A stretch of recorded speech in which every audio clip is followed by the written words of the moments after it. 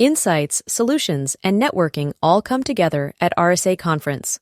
Join a global cybersecurity community at rsaconference.com/ITSP-MAG24. And hello, everybody. You're very welcome to an on-location Chats on the Road to RSA Conference with Sean and Marco. Those of you watching will realize Marco's not here. He's like, you know what? This is technical SANS stuff. You go have fun. And I said, yes, I'm going to go have some fun with my friends from SANS who do a keynote at RSA Conference every year. And I think this is the third or fourth chat we've had where we get to talk about your panel and the things that you get to talk about, even if we don't get to talk about them. Wait, what am I saying? And first and foremost, though, it's great to see you all. I'm really looking forward to catching you all in person in San Francisco as well. So it's good to have you all back on.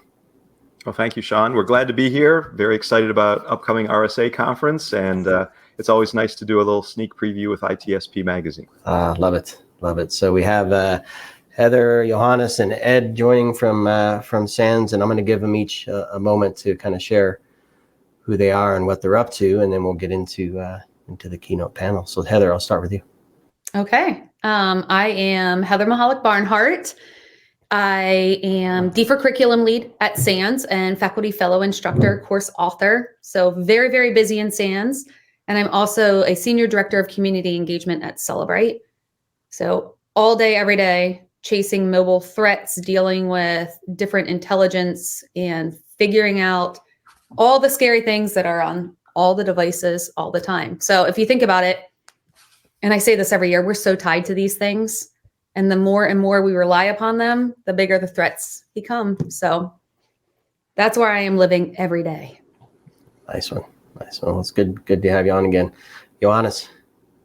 Yeah, my name is Johannes Ullrich. I'm the Dean of Research for the SANS Technology Institute College, and also a course author and SANS fellow. One of the courses I'm co-authoring is Web Application Security.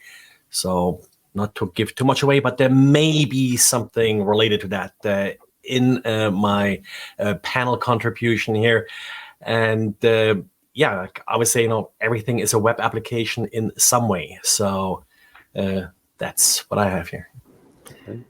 Yeah, and I've often looked at even some of the client apps are web apps. Yeah, they look like clients. It's really really Heather's mobile apps usually are connecting to some kind of API. Yeah, exactly. Yep. That's right. Yeah, they all look the same now these days. Ed. Sure. So I'm Ed Skoudis. I'm the president of the SANS Technology Institute College. I will be the moderator of the panel, and I guess I'm the chief herder of the cats. We've been doing this panel on the keynote stage for 9 years or so. Maybe it's 10, maybe it's 8, something like that. And then we've actually been doing the panel at RSA Conference for maybe 17 or 18 years. But then we just they gave us bigger and bigger stages to do it on. In addition to working at the SANS College, I am also a SANS Fellow. I help, bring on board new instructors and coach them. In addition to that, I have a consulting firm I call CounterHack. We're 22 people that does primarily offensive stuff, penetration testing, and so forth. I also am on the board of directors for the local bank, and I'm on the board of a charity and another college, and things are good. Just really loving this kind of work. Nice. And people may not recognize you without the hat. Without a headpiece. I did receive a gift just last weekend of this hat. Ooh. Oh, wow. Try that on. Look at that. How cool is that? Yeah, you should wear that on stage. I was thinking about it, but it's a brand new hat, a little fancy there, but it keeps the sun off. It keeps. It's very Josh Wright. It is, isn't it? Yeah. Right? Yep. Normally I do a fedora. He usually uses one of these driver's caps. So, but it was that Irish, English, Scottish? Yeah. Heard something like that. Custom made. Nice one. Nice one. Well, fantastic. Well, it's good to have you all on, as I mentioned. And I think where I want to start, I'm sure most folks know, but the whole point of the RSA coverage, RSA conference coverage, is to open up the world of cybersecurity to those who may not already be familiar with it. So clearly my audience, CISOs and security leaders and practitioners, know who SANS are. But folks outside of that group attending RSA conference for the first time may not know. So who wants to give us kind of an overview of that? Ed, go for it. Sure. So SANS Technology Institute the SANS Institute is celebrating its 35th anniversary this year. So it's kind of a big deal. 35 years in information security or cybersecurity. SANS is a training institute that trains tens of thousands of people per year. We also have many materials and resources that people rely on through the industry, like our great posters. We have various distributions for doing analysis of things, such as digital forensics or reverse engineering malware. You'll notice in Johannes's background, SANS also has the Internet Storm Center that Johannes runs, which is sort of like an early warning indicator for major events on the internet, as well as a diary for things that are happening in the lives of incident handlers. And SANS also has a college. A lot of people don't realize that. Johannes and I are very heavily involved with the college. Heather is as well.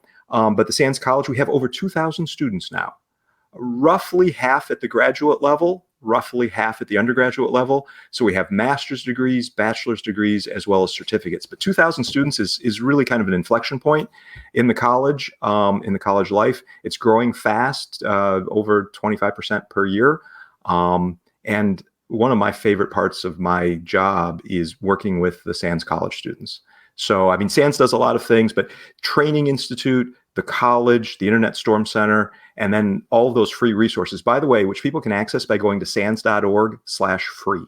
sans.org/free. There's all kinds of great stuff there that people can take advantage of. Lots of free tools too. Yeah. Yep. Yeah. I love it. I'm trying to remember back, I think it was late 90s. We had a bunch of SANS posters hanging around the Those posters great. It's pretty much wallpaper. Yeah. Right? Yeah. You gotta have them. Good stuff.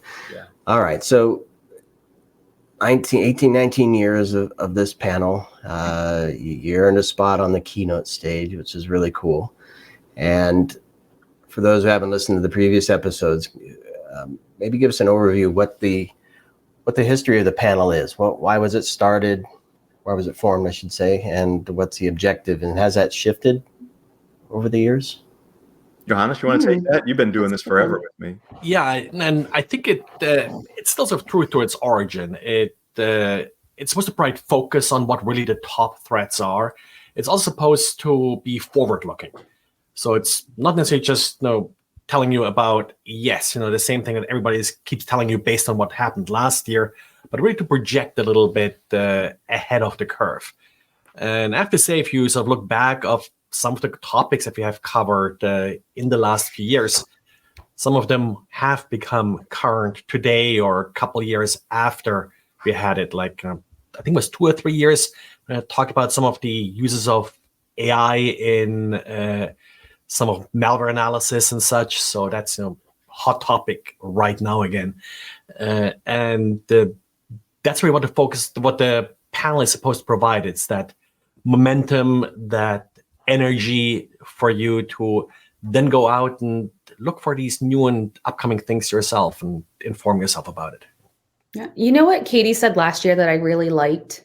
We call it like what do we call it? The deadliest threats, the 5 deadliest threats, or know about. It's like the scariest threats. Yeah. But we also teach the best ways to mitigate those things. Yeah. So even though it sounds like it's almost a doomsday, it always ends in a positive manner on ways to think differently and mitigate and protect yourself and protect your organizations. So we could always, it wouldn't be as eerie though, learn how to protect yourself from the 5 threats. But we do. That's something we always end with. That's a key thing. We're not going to throw a threat out there and tell everyone to run.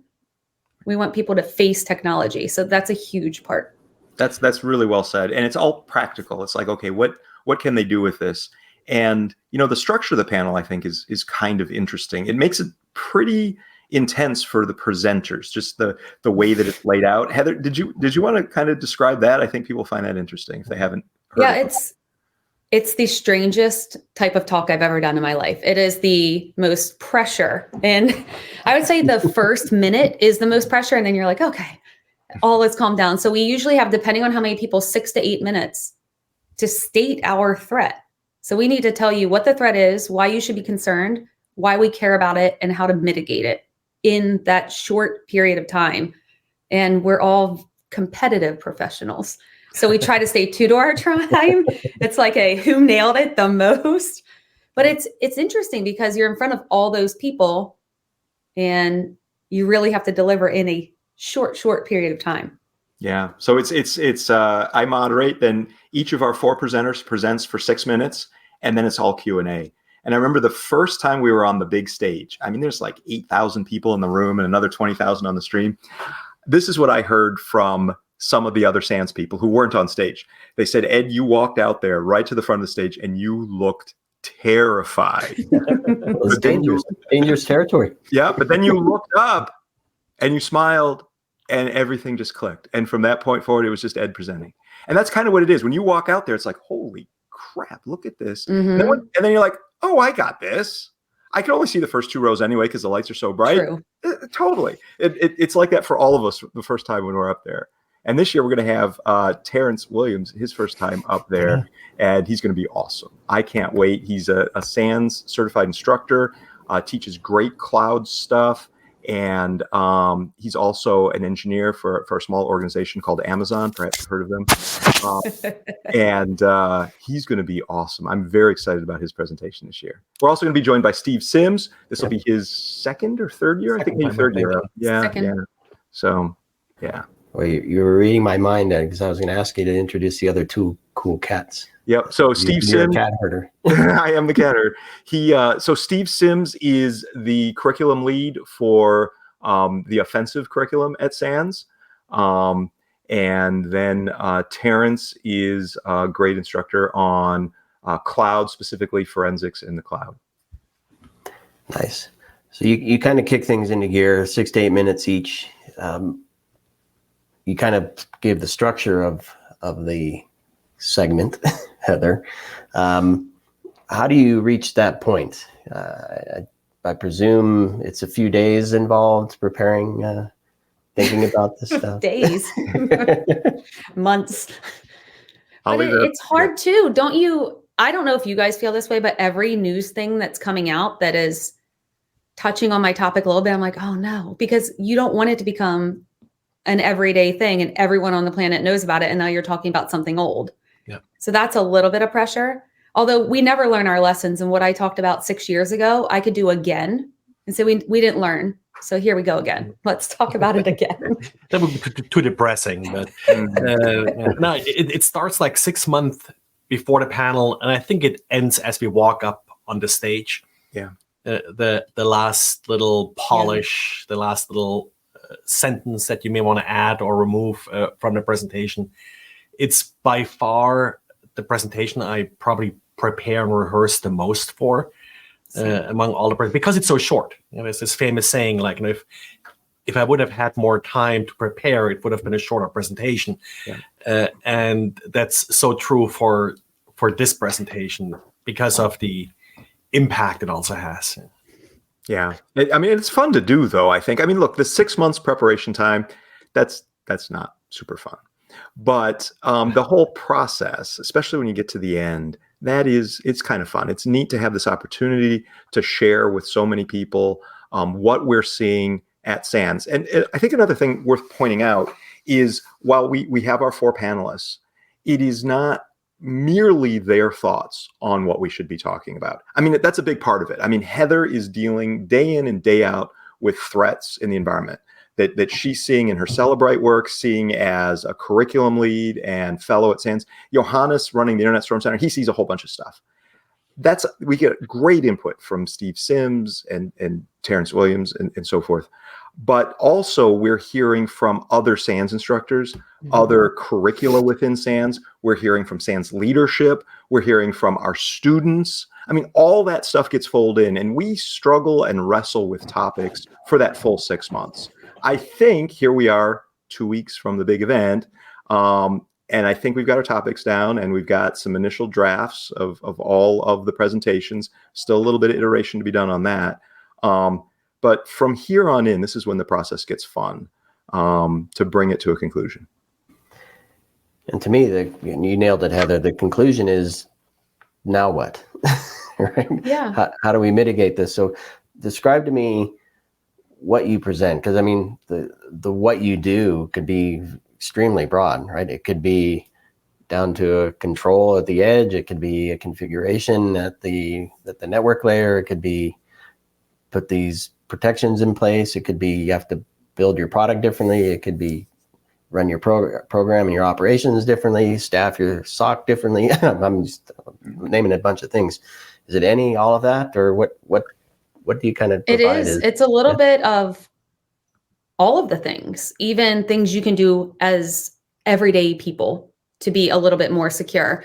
And something that I think that's really interesting that we never intend to do, and Johannes, I don't know if you realize this, but we always end up doing it, is somehow our threats kind of like intertwine with one another, even though they're completely different. There's something when we are listening to each other live on the stage, and I'll say, you know what Johannes just said actually applies.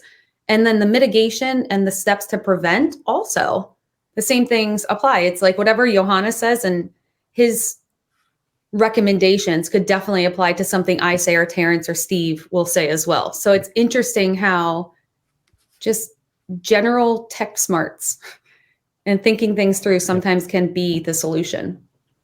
Like most mitigations sort of have two different components. There's sort of the technical thing. You have to change this line of code. But then there is also I call it the layer 8 part, the management part. How the human actually does that, and how do you convince them to do it? How do you present the threat and all some of the weaknesses without sort of calling someone's baby ugly and having them sort of automatically against whatever you're proposing to fix that problem.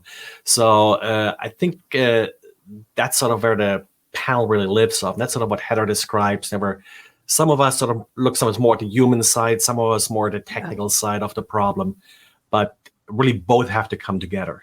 Yeah. I mean, I love this panel so much. Just listening to Heather and Johannes talk now, it's like, I want to hear what they have to say. I know that they are fighting the battles. They're seeing this stuff that's happening right now and kind of getting a glimpse of what happens next. So these are the people that I turn to, and I think a lot of us turn to say what's coming next. Where should my attention be? There's so many different things happening in this industry. Cloud, AI, the evolving attack surface and attack methodologies.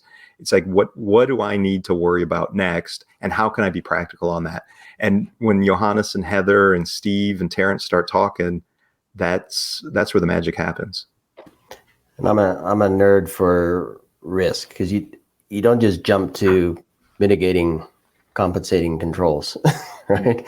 You have to understand, how does this risk impact me now? And you're looking into the future. So how does it impact me in the future? And how do we fold that into all the other stuff that I have to worry about? Do you touch on any of that in terms of how organizations or individuals as well should look at this from a risk perspective? I think so. And I don't know if you guys want to chime in or not, but I think we try to make every risk we talk about and all the threats we talk about relatable in some way that people are like, oh yeah, that could happen in my organization, or even kind of demonstrate how it happens, like how easy it can happen. And I think when people see it on the screen and actually play out as we're talking about it, it sometimes clicks a little bit in their head. I think you're right. Yeah. And also the different levels at which these risks manifest themselves. The neat thing about this panel is it deals with some risks that are society-wide, right? It also deals with some risks that are enterprise-centric. And then it deals with some risks that are personal. So, and you'll see as we go through the 5 different attack types that there are some at each of those different levels, and some span multiple levels. We get a lot done in a 45-minute talk. Remember, it's 6 times 4, right? So 6-minute talks, and there's 4 of those, so that's 24 minutes. Plus there's like 2 minutes up front where we have to introduce everybody. So now we're at 26 minutes. And then 18 or so precious minutes of Q&A. So I do hope people will check it out. It's going to be at 4:15 Pacific time on Wednesday, May 8th. And it'll last for 45 minutes. And we try to give you a lot of stuff in 45 minutes. Make sure you take notes. I think people will like it. Jam-packed. Who's in the room usually? Practitioner to executives? Yeah. Security, business? Everyone. Yeah. Yep. And they will stream it live. So if somebody's not there at, Moscone Center in San Francisco, it will be live streamed in real time. But really we try to write this for everybody. There is a technical bent to it. But as Heather mentioned, there's also sometimes a practical, personal bent to it as well, and an organizational. We're trying to cover a lot of bases, but to do it well. You can cover a lot of bases and not be very deep, but we're trying to cover a lot of things with a level of depth that will make everybody learn something. Yeah, I love it. Well, we've reached the point of this conversation where you get to share your secret sauce. Who wants to go first? It depends what you mean by secret sauce. If the secret sauce is what are the 5, we're not allowed to say what are the 5. Oh, come on. What are the 5? Ed, I'll buy you a nice hat. But maybe we could talk about how we choose the 5. And let me start. And then I invite Johannes and Heather to talk about maybe even more. How do you do 5 with 4 people? One person gets 2. One person gets 2. And this year, Johannes Ullrich will be doing 2 topics. So that's one thing right out of the gate. The real secret sauce of this panel, that's, we're 18 years in and 8 or 9 years on the big stage. It's the people behind the panel. It's these panelists. It's Heather, it's Johannes, it's Steve, it's Terrence. You start out with really great people who have their finger on the pulse of the industry and say, what are you thinking about? What is worrying you? What are you dealing with today? That's the start. And then we pull them together on conference call after conference call every 3 or 4 weeks for 6 months. And what happens there? Johannes, Heather, you want to add the next level down? Yeah, and I think the people behind the panel and then the people behind the people on the panel, all of us are teaching all these classes, like Ed mentioned, 10,000 students. Now, none of us is teaching 10,000 students, but we teach a lot. And teaching is always that two-way street. While you're talking to your students, you learn about their problems. And you start seeing patterns. For me, also, with Storm Center, seeing all the data we are collecting and seeing the questions that come in about the data. What are people looking for? What are things? I mean, I think that really sort of starts getting things into focus. And then, of course, on conference calls, bouncing off ideas and seeing Ed or Heather cringe or smile to provide some feedback on whether or not that may be a topic that actually resonates. I would say this is the first year that I was like, I know exactly what I need to speak on. Every other year, I'm like, oh no, I need 3 ideas. And I'm trying to scramble and think of things that the panel will approve. Yeah. But this year, I don't know. I shouldn't say I got lucky, but one was glaring that people are struggling with. And I try to focus on what are people truly calling me for help. I have this thing and I don't know what to do. How did this happen? What can we do now? Yeah. So that's where I try to channel. And it's tough though. I think it was 4 months ago, Heather said, I want this topic. I think this is important. And, we said, really, why? How are you going to address it? This and that. It went up to SANS senior management and they're asking a bunch of questions about it. So it really is this refining process. And, Heather's going to make an amazing presentation about this topic. Whatever this topic is, we're not allowed to say. What is it? Nice try. It's a great topic. It's an intense topic, I'll tell you that. But I mean, some of these things, well, we can't say the specific topics because we're not allowed to. But I mean, you will see things associated with the latest cloud attacks, the stuff that the Internet Storm Center is writing up on a regular basis. I'll bet you see a little bit of AI sprinkled in here and there because but it's various other attacks to which attackers are, marrying AI to it to make themselves even more lethal. So you'll see things along those themes, but the specifics, well, you'll have to tune in. I mentioned it, May 8th, 4:15 p.m. Pacific Daylight Time. So Yes, local time in San Francisco. Oh yeah. All right. So you're not going to tell me what the topics are. But you kind of see the forest, and we'll show you 5 trees that day. There you go. There you go. I'm going to put this, as we wrap here, I'll put this question. One of you can answer. All of you can answer. Hopefully at least one of you answer. Somebody enjoying the presentations and the Q&A that follows, how can they leverage what they hear from you to redefine cybersecurity? Oh, that's a good one. Maybe, so we do, and this is a little bit of a giveaway, but if they've watched previous ones, Ed, it's not too bad of a giveaway. But at the end, Alan used to ask us, and Ed continued the tradition on what's a key thing that everyone should take away and something to learn and implement immediately. So I would say we immediately give those items right away. But even the people that approach you after, I know on LinkedIn and all social media and through email, people reach out all the time saying, thank you, I have now fixed this thing, or even ask you for follow-up keynotes or talks or recommendations. I know after my one last year, I ended up doing all kinds of tip sheets for parents and securing generations. And because I talked about phishing my son, but people were like, what about our parents? I was like, oh, I actually didn't think about my dad. It's actually a really good point. He's a really easy target. So I think follow-up questions and asking us for more is always a good idea. And I think any of us would definitely be open to it. Oh yeah, for sure. Johannes, what do you have to add to that? That was great, Heather. Yeah, no, I think it's the focus kind of. These are threats that you should worry about, that you should go out and learn about. There's always so much to learn in information security. And you have to zoom in on the threats that matter. And I hope that at least some of the threats that we'll talk about will be threats that matter to you, and you getting proactive and learning about these threats before they become a huge issue to you will hopefully help you. Yeah. And I'd mentioned earlier, people taking some notes on this.